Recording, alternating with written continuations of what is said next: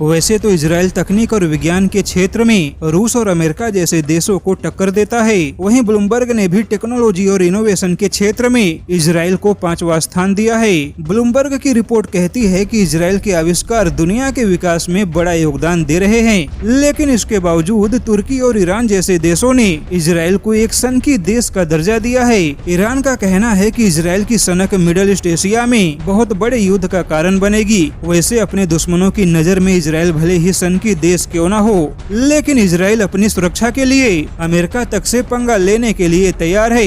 और इसी के तहत इजराइल के प्रधानमंत्री बेंजामिन नेतन्याहू ने बड़ा बयान देते हुए कहा है कि ईरान को परमाणु हथियार पाने से रोकने के लिए अमेरिका से भी टकराव का जोखिम लेने के लिए तैयार है। इजराइल ने कहा है कि भले ही अमेरिका से भी क्यों न टकराना पड़े, लेकिन इजराइल किसी भी हालात में ईरान को परमाणु हथियार बनाने नहीं देगा। वैसे बेंजामिन नेतन्याहू के पीएम पद की कुर्सी भले ही खतरे में क्यों न हो, लेकिन बेंजामिन नेतन्याहू ने कहा है कि उनका देश ईरान और अमेरिका के किसी भी ऐसे समझौते की कोई गारंटी नहीं ले सकता जो इजराइल के लिए खतरा बनेंगे। अब ऐसे में इजराइल ने जिस तरह से ईरान के परमाणु कार्यक्रम को लेकर अमेरिका से भी टक्कर लेने की खुली चेतावनी दी है, उससे अमेरिका भी काफी सख्ते में आ गया है।